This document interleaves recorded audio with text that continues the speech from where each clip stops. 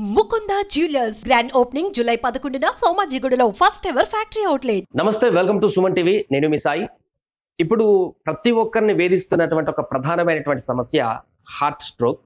చాలా మంది ఏజ్తో సంబంధం లేకుండా గుండెపోటుతో మరణిస్తున్నటువంటి వార్తలను మనం రోజు నిత్యం ఎక్కడో ఒక దగ్గర చూస్తూనే ఉన్నాం.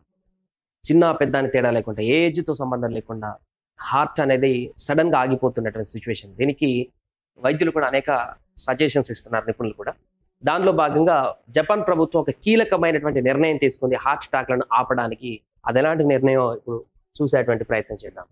సో ఇక్కడ జపాన్లో ఆత్మహత్యల నివారణ కోసం జపాన్ ప్రభుత్వం తీసుకున్నటువంటి నిర్ణయంలో టైటిల్ చూడొచ్చు, బిగ్గరగా నవ్వాల్సిందే. రోజులో ఒక్కసారైనా ఇలా చేయండి. జపాన్లో కొత్త నిబంధన, గట్టిగా నవ్వితే గుండె సమస్యలు దూరం అవుతాయంటూ లాఫర్ స్టడీ, చెప్పినటువంటి లాఫర్ స్టడీ ప్రకారం జపాన్ ఖచ్చితంగా ఈ కొత్త నిబంధనను తీసుకొచ్చింది. ఇంకా జపాన్లో దాని వివరాలు చూద్దాం. నవ్వు 4 విధాలు చేయటం అని మన పెద్దవాళ్ళు అంటే, నవ్వడం 40 విధాల మేలు అని జపాన్ ప్రభుత్వం అంటుంది.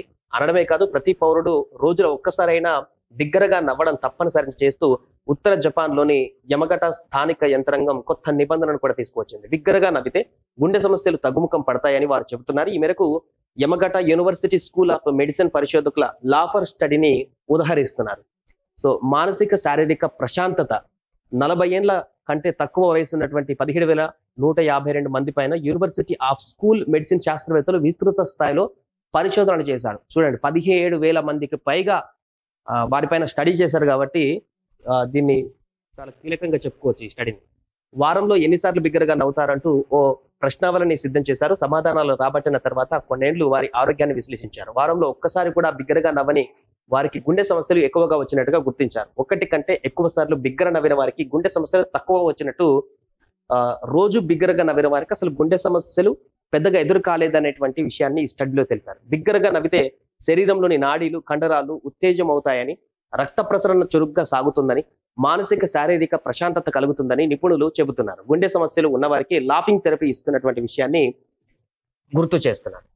సో గుండె సమస్యకి తగ్గించడానికి లేదా రాకుండా ఉండడానికి ఇదొక అస్త్రం అని చెప్పుకోవచ్చు, బిగ్గరగా నవ్వడం. అందుకనే మన యోగాలో కూడా, మనం చేసేటువంటి యోగాలో కూడా ఉదయం దీంట్లో లాఫింగ్ థెరపీ లాగా ఒక యోగా ఆసనం ఉంటుంది. బిగ్గరగా సింహాసనం వేసి నవ్వుతూ ఉంటారు, అరుస్తూ ఉంటారు.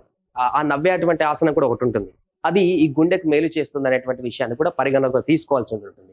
సో ఇక్కడి నుంచి అయినా ఎవరైనా ఈ యొక్క గుండె సమస్యలతో బాధపడుతున్నటువంటి వారు కానీ, ఎంగేజ్లో ఉన్నటువంటి వ్యక్తులు కానీ, భవిష్యత్తులో గుండె సమస్యలు రాకుండా పూర్తిగా వర్క్ మోడ్లోనే ఎప్పటికీ ఉంటున్నటువంటి ఈ సాఫ్ట్వేర్స్ కానీ ఇతర అందరి ఎంప్లాయీస్ కూడా అట్లీస్ట్ ఒక 5-10 నిమిషాలు డేలో నవ్వడానికి కేటాయించి, వీలైతే సామాజిక మాధ్యమంలో మనకు అనేక కామెడీ స్కిట్స్ ఉంటాయి, కామెడీ షోస్ ఉంటాయి.